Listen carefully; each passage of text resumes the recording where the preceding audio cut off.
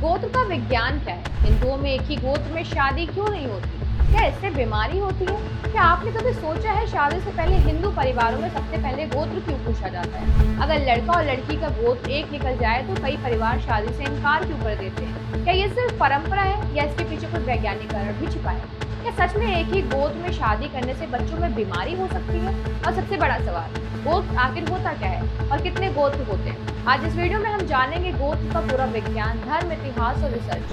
गोत्र क्या होता है? सबसे पहले समझते हैं। गोत्र शब्द संस्कृत से आया है। सरल भाषा में समझे तो गोत्र का मतलब है किसी व्यक्ति की ऋषि वंश परंपरा या एंसेस्ट्रल लाइनेज। हिंदू मान्यता के अनुसार हर परिवार का संबंध किसी न किसी प्राचीन ऋषि से माना जाता है। अगर कोई व्यक्ति भारद्वाज गोत्र का है तो माना जाता है कि उसका वंश ऋषि भारद्वाज से जुड़ा है। इसी तरह कश्यप गोत्र का संबंध ऋषि कश्यप से, वशिष्ठ गोत्र का संबंध ऋषि वशिष्ठ से और गौतम गोत्र का संबंध ऋषि गौतम से माना जाता है।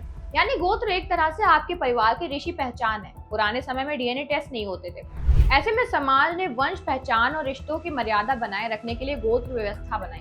गोत्र कितने होते हैं? अब सवाल, हिंदू परंपरा में मूल रूप से सप्तऋषि यानी 7 प्रमुख ऋषियों से गोत्र माने गए हैं। ये हैं भारद्वाज, कश्यप, वशिष्ठ, गौतम, अत्रि, विश्वामित्र, जमदग्नि।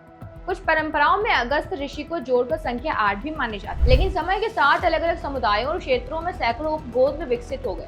आज भारत में कई जातियों और समुदायों में अलग अलग गोत्र मिलते हैं।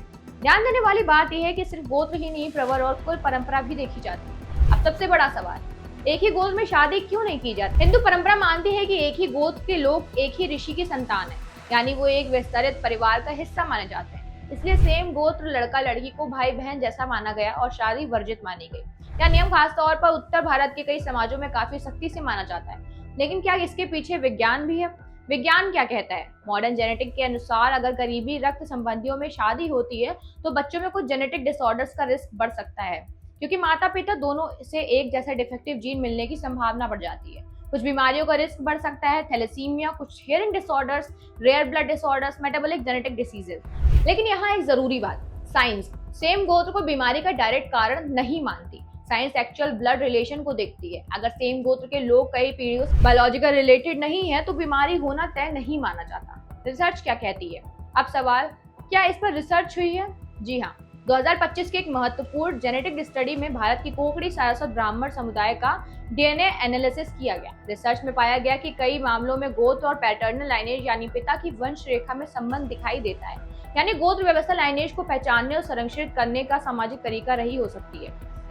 लेकिन इस रिसर्च ने यह नहीं कहा कि सेम गोत्र मैरिज करने से बीमारी निश्चित हो जाती है। कुछ पॉपुलेशन स्टडीज ये भी मानती है कि अलग गोत्र में शादी की परंपरा शायद जेनेटिक डाइवर्सिटी बनाए रखने की एक सोशल मैकेनिज्म रही हो। तो आखिर सच क्या है? धर्म कहता है एक ही गोत्र में शादी नहीं करनी चाहिए।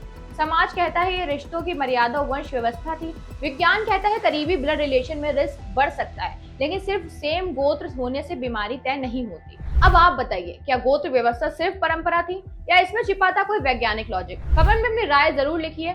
वीडियो पसंद आए हो तो लाइक करें, शेयर करें और आपकी खबर को सब्सक्राइब करना ना भूलें।